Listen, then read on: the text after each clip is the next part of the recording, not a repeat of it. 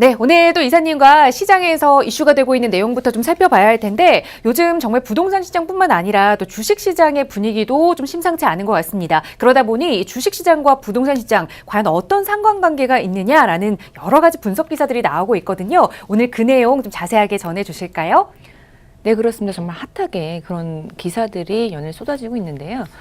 우리나라의 종합주가지수인 코스피 지수, 그리고 미국의 다우존스 지수도 지금 급락과 그리고 반등을 반복하면서 하락 추세에 있습니다.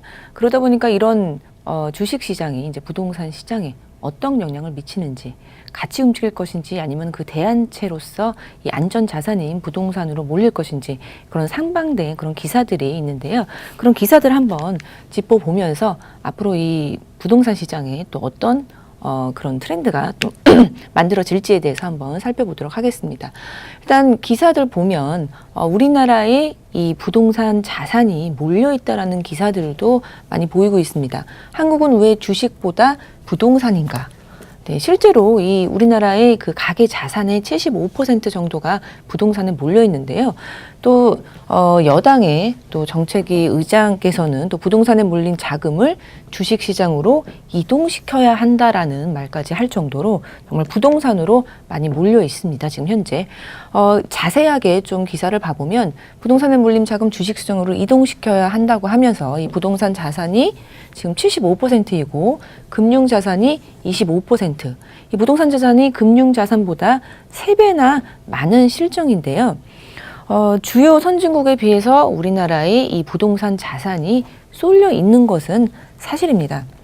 근데 이렇게 쏠려 있는 것에는 또 이유가 있을 텐데요. 우리나라는 좀 미국처럼 이제 미국과 같은 그런 자본시장이 오랜 시간 걸쳐서 이제 발달한 국가는 개인 자산이 주식이나 그런 펀드와 같은 그런 자본시장에 많이 몰려 있는데요. 우리나라는 그렇지는 못한 실정이고요. 금융시장이라고 하면은 여전히 이제 은행 중심으로 형성이 되어 있고 실물 자산, 부동산과 같은 실물 자산의 비중이 절대적으로 많이 차지를 하고 있습니다. 근데 이렇게 된 이유에는 좀 과거의 그런 경험들 때문에 이 주식시장에 대한 그런 신뢰도가 좀 깨졌기 때문이라고 볼 수 있겠는데요. 1998년도에 IMF 금융위기나 그리고 2000년대 초반에 IT 버블이 붕괴되면서 또 한번 무너졌던 그런 경험도 있었고, 그리고 2008년도에 미국발 금융위기를 거치면서 이 자본시장, 이 주식시장에 대한 그런 신뢰도가 좀 많이 떨어졌기 때문에 주식시장에 투자를 했던 투자자들도 좀 많이 떠났고 부동산에 좀 집중이 되어 있다라고 볼 수 있습니다. 이렇듯 그런 주식시장에는 변동성이 크기 때문에 그렇다고 볼 수 있는데 실제로 그럴지 한번 그래프로 한번 준비를 해봤습니다. 이 회색 같은 경우에는 이제 코스피 전년 대비 상승률이라고 볼 수 있겠고요. 이 붉은색은 집값의 전년 대비 상승률이라고 볼 수 있는데요. 2000년대부터 긴 시계열, 15년 이상의 긴 시계열을 준비해 봤습니다.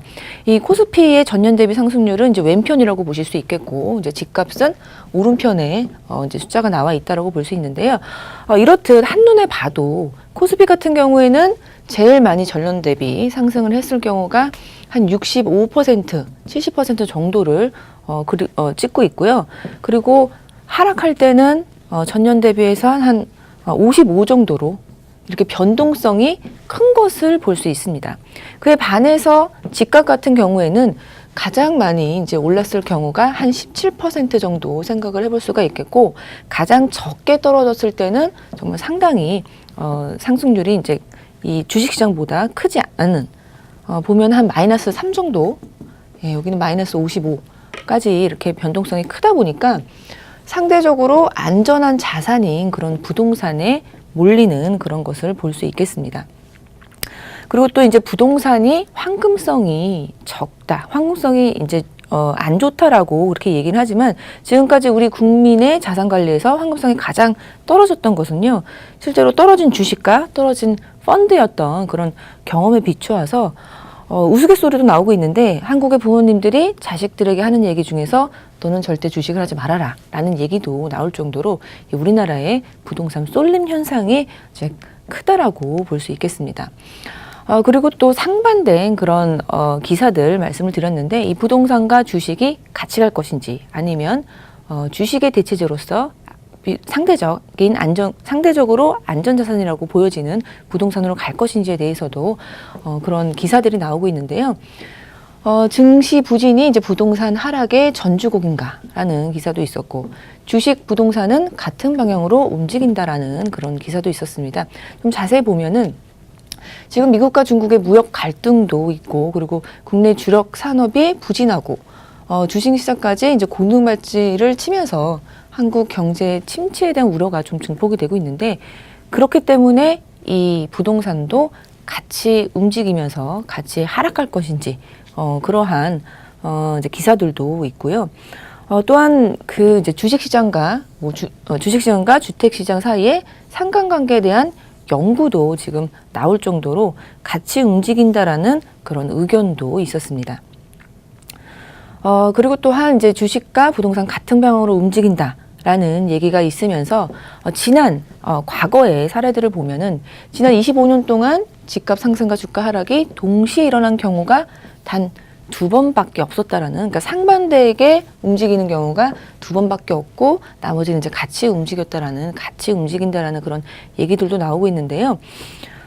실제로 주식 시장도 그렇고 부동산 시장도 그렇고 그 경제가 좋을 때 그 동력이 같이 움직이기 때문에 같이 좋고 이제 같이 상승장과 이제 하락장을 이제 같이 갔던 경우도 있는데, 실제로 이 긴 시계열로 보면은 같이 움직일까, 그런 부분에 대해서는 다음 시간에 좀 데이터를 가지고 좀 그래프를 보여드리면서 좀 알려드리는 시간을 갖도록 하겠고요.